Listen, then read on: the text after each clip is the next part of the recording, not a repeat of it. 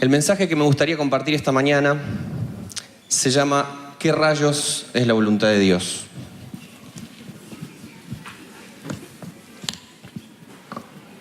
Porque si ustedes ya se decidieron por Jesús y están seguras de que no quieren seguir otro camino, de que ese es el camino en el que van a estar caminando el resto de su vida, de que saben que eso los marca y de que no hay vuelta atrás de esto, si ustedes están en ese punto, es muy probable que la preguntita de qué rayos es la voluntad de Dios los aturda un poco.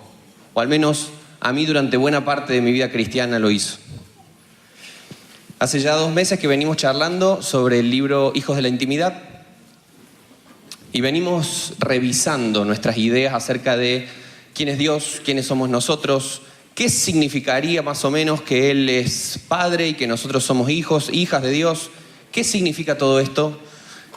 Porque son conceptos que vienen dando vuelta en la cultura occidental hace 2000 años. Hace 2000 años que está presente la idea de que Dios es el Padre nuestro. Y millones de personas se levantan o en algún momento de su día dicen: Padre nuestro que estás en los cielos, santificado sea tu nombre.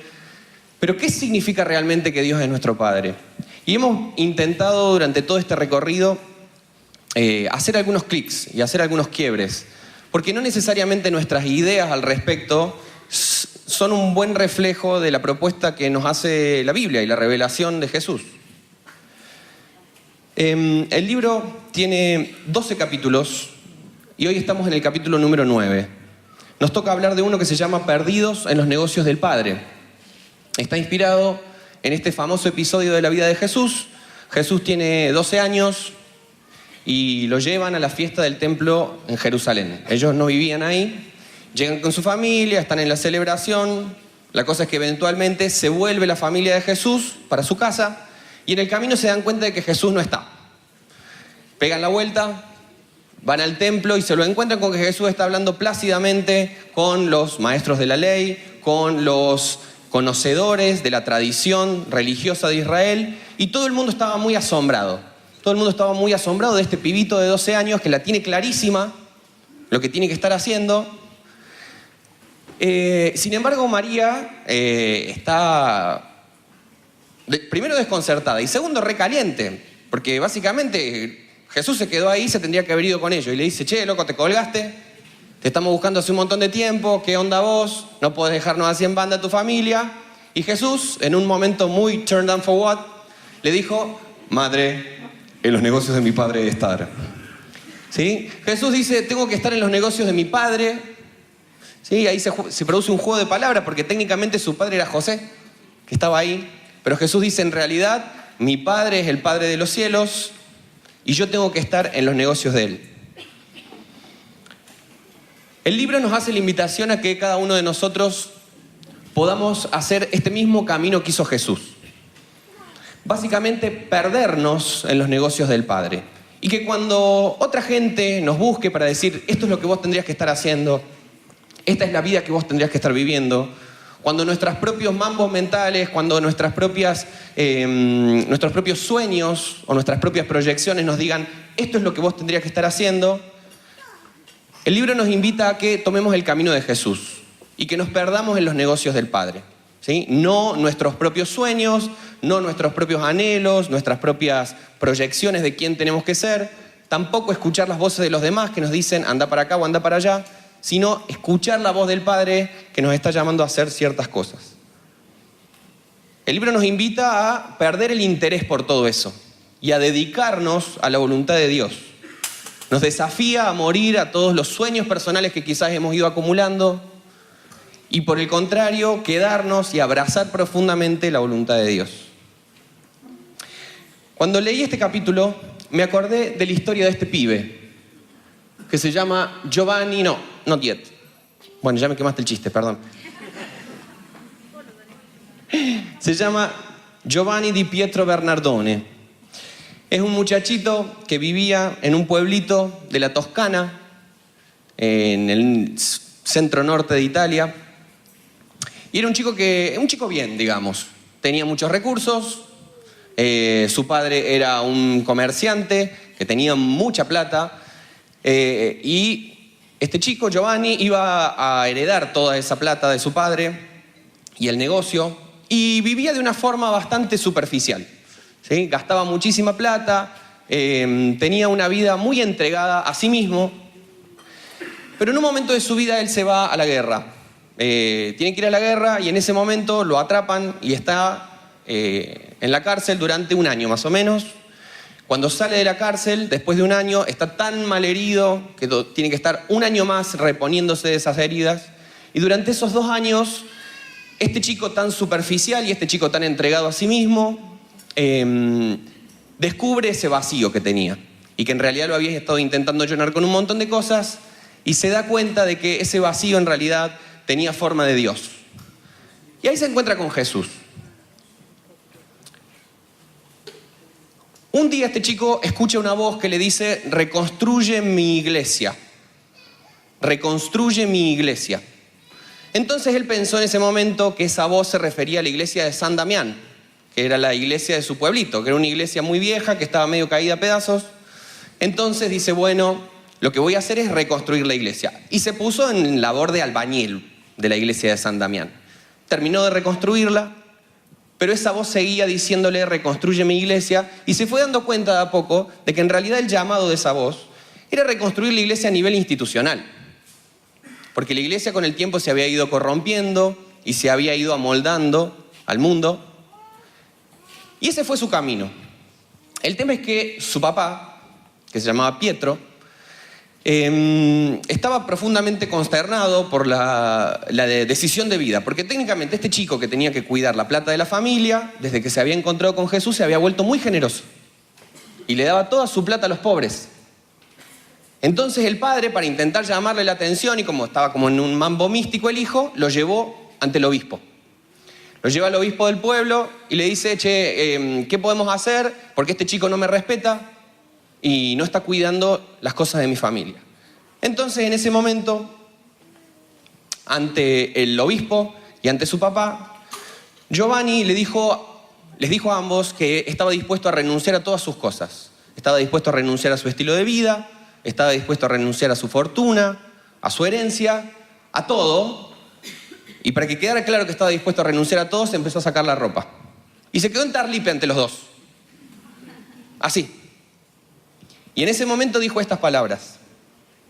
Mirándolo al Padre le dice: hasta ahora te he llamado Padre, pero desde este momento puedo decir: Padre nuestro que estás en los cielos.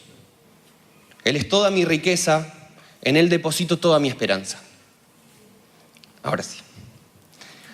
Un día este pibe se cambió el nombre por el de Francisco. Y así lo pasamos a conocer nosotros, y la historia lo ha recordado con este nombre, no como Giovanni di Pietro Bernardone, sino como Francisco, que vivía en el pueblito de Asís, San Francisco de Asís.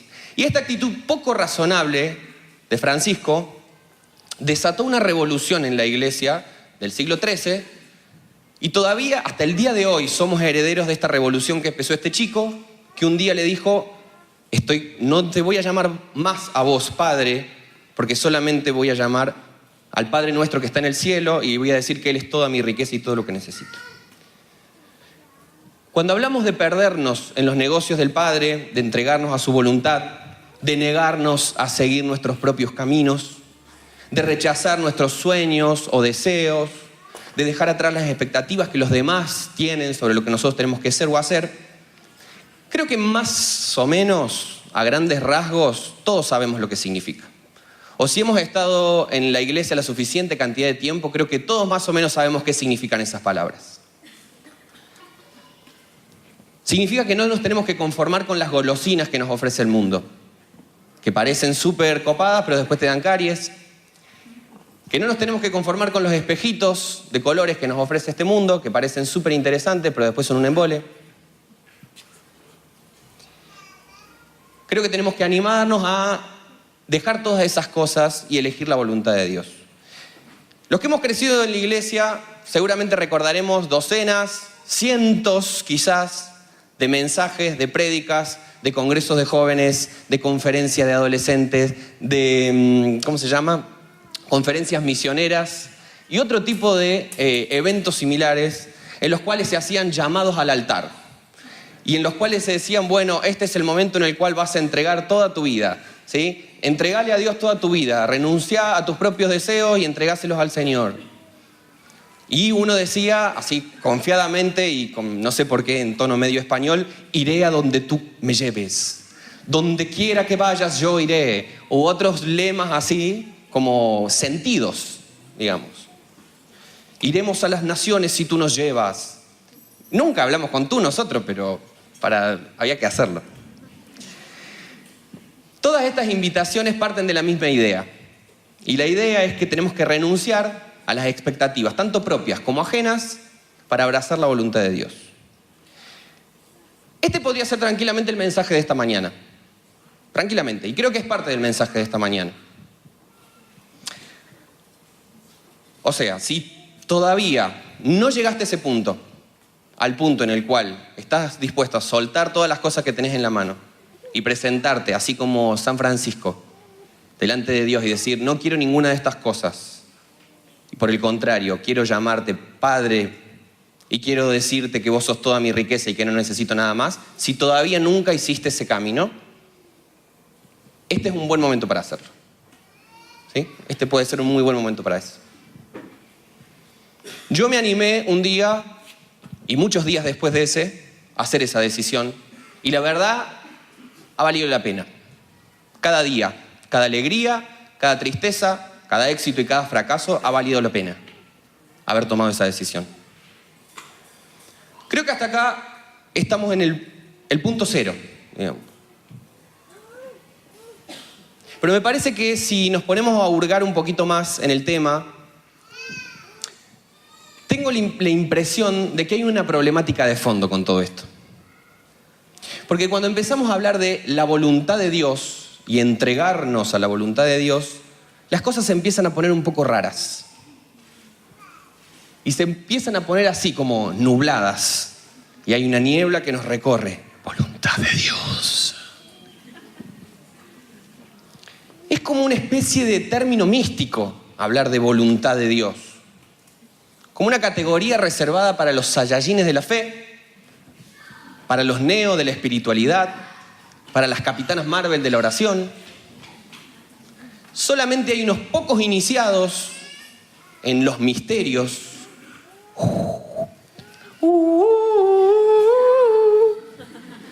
Hay unos pocos iniciados en los misterios que saben qué onda y el resto somos unos Joey, que no entendemos nada. ¿Sí? No agarramos un fútbol, no entendemos de qué está hablando Dios, qué es esto de la voluntad de Dios, cómo escucharlo, cómo hacerlo. Una gran incógnita.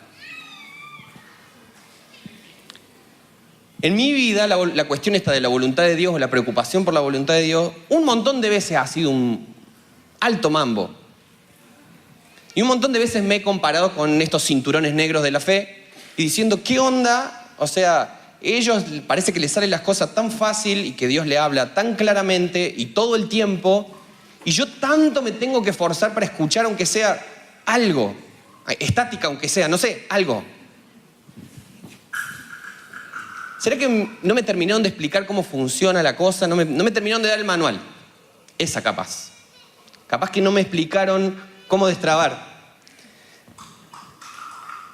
Por momentos, en todo ese recorrido, pensé que quizás había como una palabrita. Y que si uno conoce esa palabrita, la que le cae bien a Dios, ahí está. Digamos, como que pasa al próximo nivel. Como, capaz que Dios lo que quiere es que yo le llame Jehová de los ejércitos. Y si yo le digo esa palabra en el momento justo, ahí va a suceder, digamos. Como, hace falta como la llavecita como para que se abra el tesoro.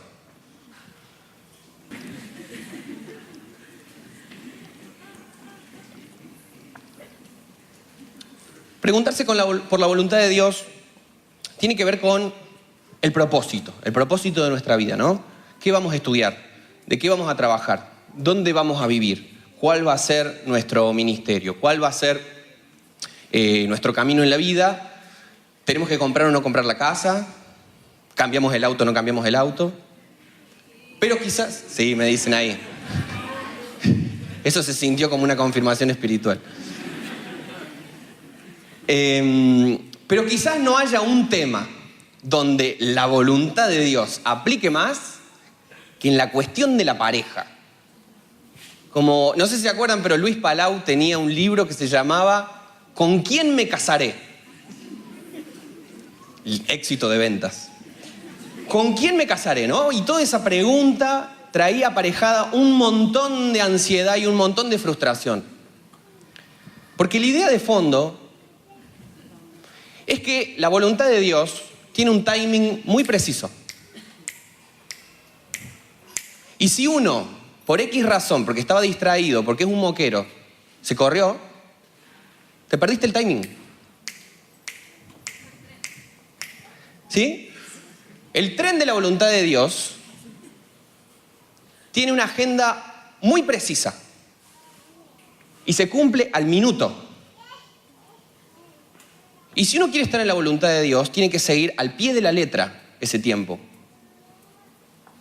Hay una carrera para mí, hay un trabajo para mí, hay una casa para mí, hay amigos que yo tengo que tener y ciertamente hay una persona para mí. Y si por alguna razón yo no hice en el segundo adecuado cada una de esas cosas, me quedo varado. Me quedo varado así en la pampa y en la vía, ¿sí? Esperando un próximo tren que no va a pasar jamás. Porque el tren tuyo era ese y te lo perdiste. Uno se queda como en el limbo de la voluntad de Dios. Como Neo, en la escena en la que se queda en el subte, en el limbo, y va de un lado para el otro y vuelve a salir en el mismo lugar y nunca termina de salir. ¿Sí? Se pasó el tren, no te subiste a tiempo, te pido mildis. La voluntad de Dios, en vez de ser una invitación, en vez de ser un regalo, algo que se va descubriendo en el camino, al menos yo durante mucho tiempo lo viví como una presión inmensa. Porque si se te pasó el tren, tu vida ya no va a tener más propósito ni sentido. Y quizás si ustedes han sido cristianos la suficiente cantidad de tiempo, es muy probable que en algún o en algunos momentos de su vida hayan entrado en esta persecuta. ¿Será que estoy yo? ¿Se me pasó el tren? ¿Será que yo ahora mismo estoy haciendo lo que tenía que hacer justo para este segundo? ¿Están alineados mis relojes con los del relojero universal? ¿O por el contrario, quedé fuera de órbita?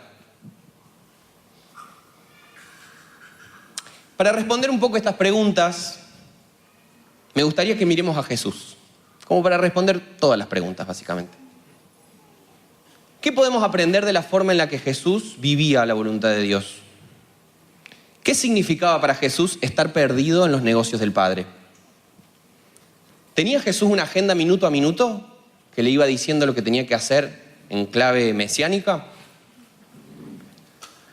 Vamos a leer una escena. Acompáñenme a buscar Juan, capítulo 2, versículos del 1 al 11. El cuarto evangelio, Evangelio de Juan, capítulo 2, versículos del 1 al 11. Esta es una historia muy famosa, es la historia de las bodas de Caná. Solamente se encuentra en el cuarto evangelio y nos cuenta el que pareciera ser el primer milagro público de Jesús. Dice así: al día siguiente se celebró una boda en la aldea de Caná de Galilea. La madre de Jesús estaba presente y también fueron invitados a la fiesta Jesús y sus discípulos. Durante la celebración se acabó el vino. Entonces, la madre de Jesús le dijo: se quedaron sin vino. Apreciada mujer, ese no es nuestro problema, le dijo Jesús. Todavía no ha llegado mi momento. Sin embargo, su madre le dijo a los sirvientes: hagan todo lo que él les diga. Cerca de ahí había 6 tinajas de piedra que se usaban para el lavado ceremonial de los judíos. Cada tinaja tenía una capacidad de entre 75 a 113 litros.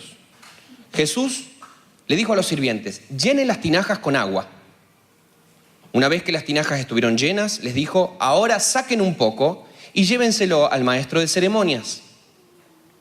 Así que los sirvientes siguieron sus indicaciones. Cuando el maestro de ceremonias probó el agua que ahora era vino, sin saber de dónde provenía, aunque por supuesto los sirvientes sí lo sabían, mandó a llamar al novio y le dijo: Un anfitrión siempre sirve el mejor vino primero. Y una vez que todos han bebido bastante, comienza a ofrecer el vino más barato. Pero tú has guardado el mejor vino hasta ahora. Esta señal milagrosa en Caná de Galilea marcó la primera vez que Jesús reveló su gloria. Y sus discípulos creyeron en él. Siempre me cautivó este relato. Porque es como que tenemos la capacidad de ver el detrás de escena. Por un momento. El detrás de escena de la conciencia que Jesús tenía de las cosas. Porque los evangelios no se meten mucho en ese tema. Nos muestran a Jesús haciendo cosas, pero no se mete mucho en la psicología de todo el proceso. Pero de pronto podemos ver qué pasa en este primer milagro público. María ya sabe por dónde viene la mano de su hija, ¿sí? Ya sabe que es el Mesías. Entonces se encuentra en una situación. Se quedaron sin vino y en esa época uno organizaba una fiesta, una boda, invitaba a todo el pueblo y tenía que cubrir con todos los gastos de la boda, básicamente. No es como en Córdoba, que es con tarjeta, ¿sí? Los novios pagaban la fiesta para todos. Y quedarse sin vino en una de estas fiestas que duraban un montón de días era una señal muy vergonzosa de que los novios, no se habían preocupado lo suficiente, tenían pocos recursos. Era muy vergonzoso hacer eso. Entonces María ve un problema y le dice: Jesús, hace algo. Y Jesús le dice: no es mi momento todavía. No es el momento en el cual yo revelo mi mesianismo. La gente todavía no tiene que saber que yo soy el Mesías. Eso va a ser progresivo. María, sin embargo, le dice: ustedes hagan todo lo que Él les diga. Y Jesús ahí se encuentra entre la espada y la pared. Porque tener una actitud piola con los novios y salvarlos de la vergüenza significaba básicamente quemar su primer milagro.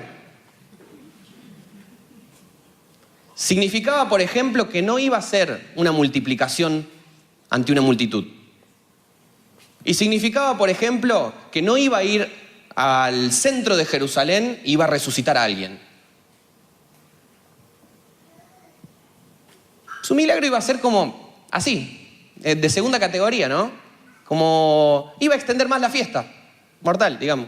Una fiesta de casamiento más en un pueblito perdido, Caná de Galilea, en el medio de la nada. Y sin embargo, contra todos los pronósticos y desafiando la idea que, al menos yo tuve muchos años, de que hay una agenda mesiánica, Jesús hace el milagro. Siempre me pareció muy fantástico esto. Porque Jesús cambió de planes. A mí no me cuesta mucho imaginarme un Dios como el de Aristóteles. El Dios de Aristóteles es un Dios que está en el cielo, lejos de la realidad. Y desde allá tiene un reloj y va midiendo. Y dice: ahora va a pasar esto, y ahora va a pasar esto, y ahora va a pasar esto. El Dios de Aristóteles tiene todo perfecto, como el de Leibniz, otro filósofo alemán. Y dice: todo está bien y todo va a funcionar a la perfección, siempre. A mí no me cuesta mucho creer en ese Dios, pero la verdad que ver al mismo Dios haciendo algo inesperado para salvar a sus amigos de la vergüenza, no estaba preparado para eso. Y al menos a mí, verlo a Jesús haciendo eso me cambió mucho la idea acerca de la voluntad de Dios. Porque es cierto, Jesús tiene un propósito general y va camino hacia algo. Y dice: Él sabe, todavía no es mi momento. Sin embargo, Jesús también estaba atento y expectante. Estaba viendo lo que pasaba a su alrededor e incluso estaba dispuesto a cambiar sus planes a partir de lo que el contexto le decía. Quizás todo esto quede un poquito más claro si lo iluminamos a la luz de otro capítulo del cuarto evangelio. En el capítulo 5, Jesús dice estas palabras: mi Padre nunca deja de trabajar y yo tampoco. Yo les aseguro que el Hijo no puede hacer nada por su propia cuenta. Él hace únicamente lo que ve hacer al Padre. Lo que hace el Padre, eso también hace el Hijo. Lo que el Hijo ve que hace el Padre, hace lo mismo. ¿Queremos saber qué es la voluntad de Dios para nuestras vidas? Creo que la respuesta no la vamos a encontrar en palabras mágicas y no las vamos a encontrar en nuestras propias aspiraciones y tampoco las vamos a encontrar en las expectativas de los demás. La voluntad de Dios se descubre estando atentos. ¿Qué está haciendo el Padre? Esa es la pregunta. Mirar alrededor, estar atentos y preguntarse, a ver, ¿qué está haciendo el Padre? En 1 Corintios capítulo 3, versículo 9, Pablo dice que cuando nos sumamos a lo que Dios está haciendo en el mundo, nos convertimos en colaboradores de Dios. Y a mí me parece una idea fascinante, el hecho de que cualquiera de nosotros pueda convertirse en colaborador de Dios. Hable blando. Y la palabrita que usa Pablo para hablar de colaborador es sunergos en griego. Y es la misma palabrita que nosotros sacamos nuestro término sinergia. O sea que cuando nosotros nos sumamos a lo que Dios está haciendo en el mundo, entramos en una relación sinérgica con Dios. Imagínense eso. El mismo que creó todo lo que existe, entra en una relación sinérgica con nosotros. Cuando entendí ese principio, la culpa al respecto de la voluntad de Dios desapareció. Porque dejó de ser algo reservado solo para los cinturones negros de la fe. Y también desapareció la idea de que la voluntad de Dios es como un tren y si te la perdiste, estás hasta las manos. Porque como dice Jesús, el Padre nunca deja de trabajar. El Padre siempre está haciendo cosas. El Padre tiene un ramal de trenes en todas las direcciones. Hacer la voluntad de Dios significa estar atentos a lo que Él está haciendo en el mundo y sumarnos a su trabajo. Básico. Y lo genial de Jesús es que Él podía ser hijo de Dios y vivir en perfecta comunión con Dios y estar en la perfecta voluntad de Dios, haciendo todo tipo de cosas. Eso me parte la cabeza. Porque nosotros imaginaríamos que ser hijo de Dios es hacer solamente ciertas cosas, y ser el Mesías es estar dedicado solamente a ciertas cosas, y decir ciertas palabras y juntarse con cierta gente. Jesús era hijo de Dios cuando sanaba, pero también cuando comía con sus amigos. Jesús era el Mesías cuando daba sermones, como el Sermón del Monte, pero también cuando andaba en bote, porque tenía que cruzar de un lado al otro. Jesús era el Hijo de Dios cuando resucitaba a gente, pero también cuando se reía y también cuando lloraba. Jesús era el Mesías cuando iba al templo, pero también cuando se iba a una boda perdida en el medio de la nada. Jesús era el Mesías y el Hijo de Dios cuando compartía la Santa Cena, la última noche antes de ser crucificado. Pero también todas las veces que compartió los santos almuerzos y los santos desayunos y las santas meriendas con sus discípulos. Y Él siempre era el Hijo de Dios. Me parece fantástico que Jesús tenía la capacidad de hacer visible el reino de Dios en cualquier lugar. No solamente en el ámbito del templo, no solamente al pronunciar ciertas palabras, no solamente al hacer ciertas cosas. Jesús llevaba el reino de Dios a todos lados.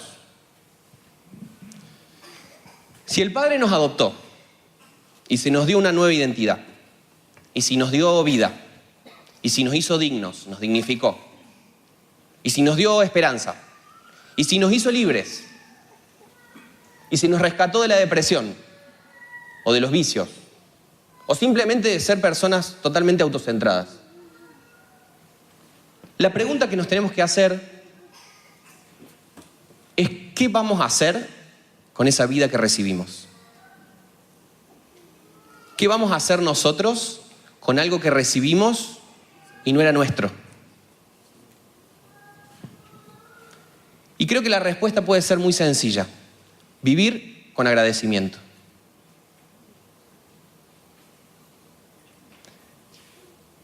Los discípulos de Jesús no hacemos las cosas con miedo de que Dios nos castigue o que nos quedemos afuera de su amor. No lo servimos por culpa o para guardar apariencias de que somos buenos cristianitos. No lo hacemos para comerciar con Dios. Yo te doy 2 horas de mi semana, pero vos me vas a ayudar en el examen, ¿eh? O por el contrario, y la verdad que esta semana me mandé cualquiera, así que en cualquier momento viene el cachetazo. Los discípulos y las discípulas de Jesús nos perdemos en los negocios del Padre porque estamos agradecidos. Porque Él hizo algo tan grande, tan fuerte, tan poderoso, tan dulce, tan tierno, tan irrepetible en nosotros, que no nos queda otra actitud más que la gratitud. Como dice Pablo, de gracia recibiste, ahora ustedes den de gracia. Hay un periodista norteamericano que se llama Philip Yancey, que me gusta mucho, y se puso a estudiar la palabrita griega charis, que es la que nuestras Biblias traducen por gracia. Y descubrió algunas cosas muy buenas, como por ejemplo, que gracia tiene la misma raíz que gratis. Es la misma raíz, gracia y gratis. Lo que se recibe por gracia no tiene precio. Y también tiene la misma raíz que agradecimiento o gratitud. Porque esas son las actitudes que tienen aquellos que recibieron la gracia. Y los que no valoran la gracia son ingratos. O peor aún, desagradecidos o desgraciados. Dedicarse a los negocios del Padre significa devolver lo que recibimos por gracia en forma de gratitud. Y eso puede suceder en el ámbito de la iglesia, con nuestros hermanos, con nuestras hermanas, en actividades, en el píxel, en el servicio, en la iglesia, pero también sucede en cualquier otro lugar, como Jesús. ¿Se acuerdan la parábola del hijo pródigo? Que el padre, hablando con el hermano mayor, le dice: todo lo que yo tengo es tuyo. Todo lo que tengo es tuyo. ¿Eh? Como esa escena del Rey León. Mirá, donde dé tu vista, todo esto es tuyo. El Señor nos invita a sentir que todas las cosas, las más espirituales y las más superficiales, todas son parte del reino. Jesús podría haberse quedado tranquilamente en el templo de Jerusalén. Sin embargo, salió a buscar a Dios por los caminos polvorientos de Palestina.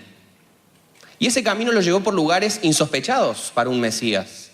Y le decían que él era amigo de prostitutas, era borracho, porque estaba mucho tiempo con gente y se la pasaba comiendo y hablando con sus amigos. Jesús nos muestra y nos enseña que Dios está todo el tiempo haciendo cosas. Y que si queremos estar en su voluntad, lo que tenemos que hacer es estar atentos. Y preguntarnos, ¿qué está haciendo el Padre ahora?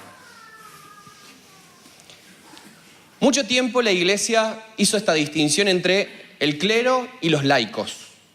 El clero son los profesionales de la fe. Los sacerdotes, los obispos, los pastores que se dedican a eso, el clero. Y por otro lado está los laicos, el pueblo, que digamos que son cristianos también, pero nunca en este nivel que tiene el clero, los profesionales. Sin embargo, hace 500 años los reformadores empezaron a decir, esto no es así. Esta distinción entre el clero y los laicos no hace justicia al mensaje del Evangelio. Porque el mensaje del Evangelio dice que todos nosotros somos sacerdotes delante de Dios. No hay unos pocos sacerdotes que nos llevan hacia Dios. Todos nosotros somos sacerdotes que tenemos entrada al trono de Dios por igual. No hay profesionales de la fe.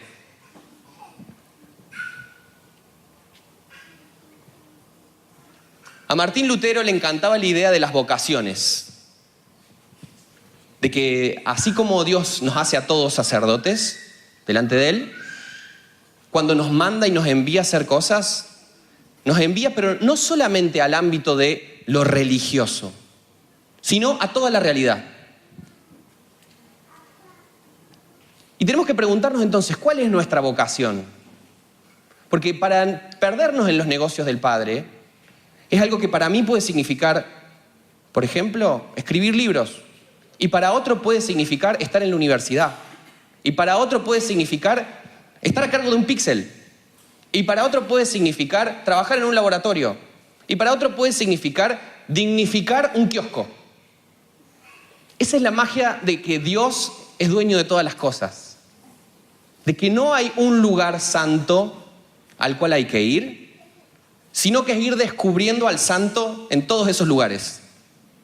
Porque Dios, como dice Jesús, todo el tiempo está haciendo cosas y nosotros, si queremos ser como Él, tenemos que ver lo que Él está haciendo y hacer lo mismo. Uno podría pensar, bueno, yo ya nací de nuevo, yo ya me encontré con Dios, ya lo tengo en mi corazón, ya soy un cristiano, participo en una comunidad. Bueno, ahora lo que tengo que hacer es salir. Ya tengo toda la energía que necesito para salir por el mundo, haciendo justicia, llevando amor, cambiando el mundo para bien, trabajando por un mundo mejor. Todos estos días estuve pensando mucho en esto, me dio vuelta mucho la cabeza, acerca de qué hacemos una vez que recibimos la vida nueva, qué hacemos para vivir esa vida. Porque está buenísimo sabernos hijos e hijas del Padre y saber que donde sea que vayamos, el Espíritu está acá adentro y viene con nosotros.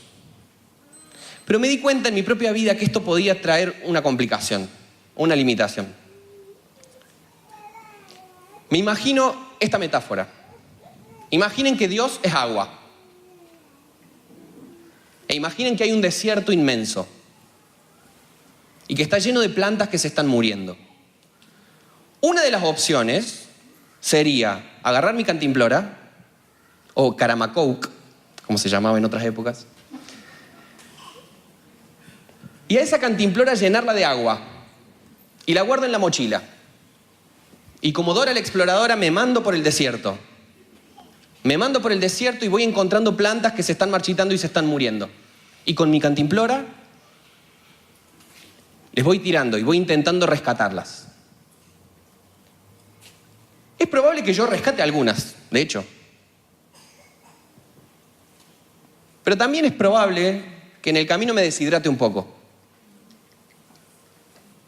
O quizás me construí una utopía en la que voy a perder mucha fuerza. Y esta metáfora de la que estamos hablando en realidad no es mía, sino que es del profeta Ezequiel. Ezequiel, en un momento, en el capítulo 47, tiene una visión de Dios y ve que desde el trono de Dios sale un río de agua. Y ese río estaba en Jerusalén, digamos, porque empieza en el trono de Dios, en el templo, y empieza a moverse y dice que se mete en el desierto, se mete en Arabia. Y dice estas palabras: y sucederá que donde quiera que pase el río, todo ser viviente que en él se mueva vivirá. Y habrá muchísimos peces, porque estas aguas van allá y las otras son purificadas. Y así vivirá todo por donde pase el río. Junto al río, en su orilla, a uno y otro lado, crecerán toda clase de árboles que den frutos para comer. Sus hojas no se marchitarán, ni faltará su fruto. Cada mes darán fruto, porque sus aguas fluyen del santuario. Su fruto será para comer y sus hojas serán para sanar. Está buenísimo tener agua en la cantimplora y llevarla donde sea que vos vayas. Y con esa cantimplora intentar revivir todas las plantas que puedan. La verdad que eso es parte de la respuesta. ¿Por qué? Porque Dios está dentro nuestro. Pero ¿saben qué es más eficiente para nosotros mismos y para la realidad? Estar atentos a dónde está pasando el río. No confiarme tanto en mi propia cantimplora, sino estar atentos. A ver, ¿qué está haciendo el río? ¿Por dónde se está moviendo? Y yo meterme en eso. Porque ese fue el camino que nos marcó Jesús. Jesús no dijo, donde yo voy, va el Padre. Él dijo, donde yo veo que está el Padre, ahí me meto. Porque capaz que yo podría hacer tranquilamente algo por presión de otros o por mis propios ideales, o quizás para tener el reconocimiento y la validación de algún líder de la iglesia. Y capaz que yo podría dedicar mi vida a una causa muy noble. Y la verdad es que en sí no está mal hacerlo. Porque como les digo, el Espíritu está dentro de nosotros. Sin embargo, esta verdad tiene que ser balanceada con otra. Y como dice Pablo constantemente en el libro de Efesios, nosotros tenemos que estar en Cristo. Es cierto, Cristo está en nosotros, pero al mismo tiempo nosotros tenemos que estar en Cristo. Creo que tenemos mucho para aprender de esto que dijo Jesús. Yo solo hago lo que veo que el Padre está haciendo. Me gustaría que nos tomemos unos minutitos para reflexionar, para pensar. Y que nos hagamos cada uno de nosotros esta pregunta. En silencio, intentando conectar el Espíritu con el Espíritu de Dios, hacernos esta pregunta. ¿Qué está haciendo el Padre a mi alrededor? ¿Qué está Dios ya haciendo a tu alrededor? Para que vos sepas también cuál es el camino a seguir.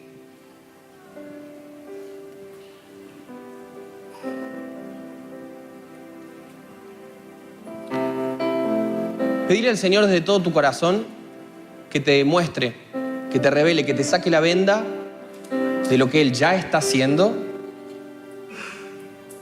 Y capaz que te cuesta darte cuenta porque estás muy metido, muy metida en tus proyectos, por ejemplo.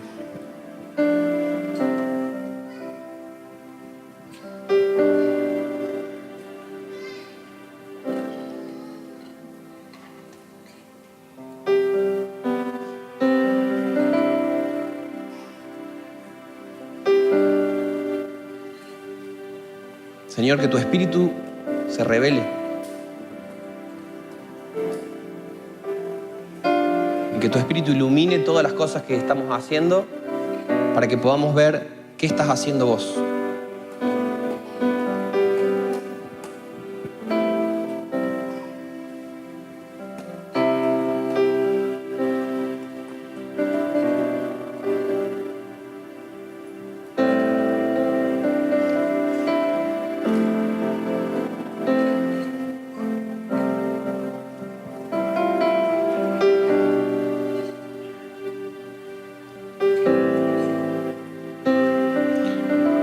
Quizás mientras pensás, mientras orás, te das cuenta de que en realidad no sentís mucha gratitud y que ese es el problema de todo.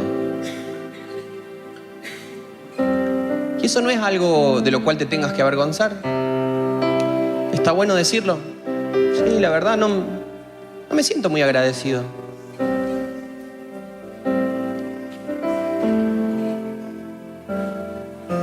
Porque lo cierto es que si vos no sentís que la nueva vida es algo que recibiste gratis, vas a intentar pagarlo. Con culpa. Vas a intentar pagarlo con miedo. Vas a intentar comerciar con Dios.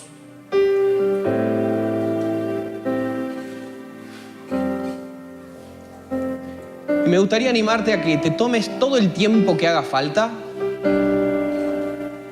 hasta que de verdad te sientas agradecido.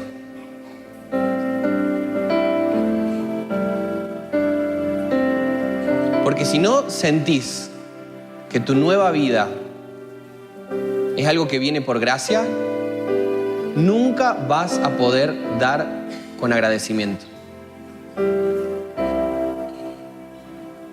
Y si es necesario para descubrir esa gratitud, hacé la plancha de tu servicio, de tus responsabilidades eclesiales,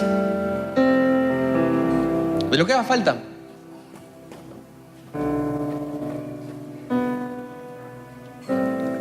Porque si vamos a hacer algo por Dios o para Dios, está bueno que sea por los motivos correctos.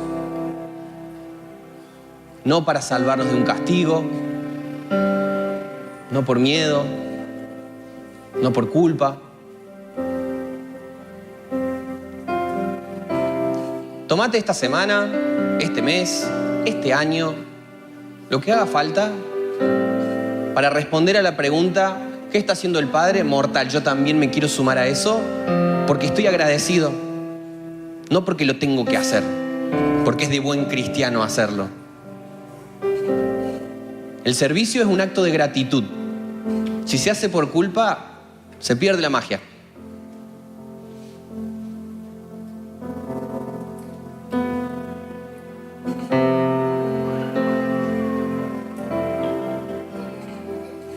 Y es posible incluso que en este tiempo de pedirle al Señor que revele qué hay en nuestro corazón, nos demos cuenta de que tenemos causas y que son esas causas que nos enorgullecen o que nos dan propósito.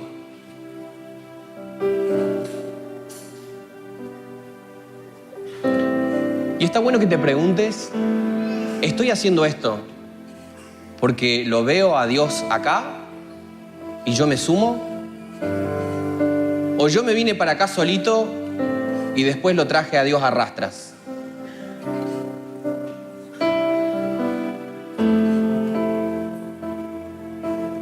Capaz que vos empezaste a hacer las cosas por una convicción que tenías de que es algo bueno para hacer por el mundo, y después intentaste ver cómo entraba Dios con todo eso. Por eso te animo a que le pidas al Señor que traiga claridad adentro. Y antes de seguir embalado o embalada en todo lo que estás haciendo, antes de seguir haciendo las cosas porque hay que hacerlas, te preguntes: ¿estoy agradecido y respondo a la gracia con agradecimiento? Y en segundo lugar, ¿qué está haciendo el Padre?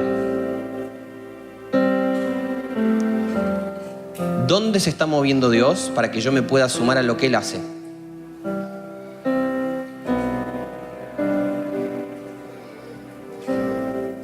Espíritu Santo, te recibimos con los brazos abiertos y te pedimos que vengas a traer claridad y revelación a nuestro espíritu, que a veces se vuelve tan confuso, tan ansioso, y que nos puedas traer esta seguridad de que vos estás trabajando todo el tiempo y que no hay ningún tipo de carencia o de falencia que nosotros tengamos que te impida trabajar en todo lo que vos estás haciendo, y que es bueno para nosotros sumarnos a tu obra en el mundo.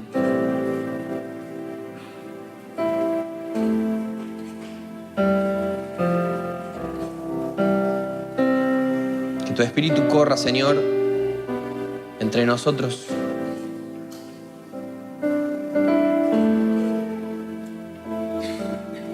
Somos tus siervos, pero no por temor al castigo, sino por gratitud. Elimina de nosotros todas las motivaciones incorrectas.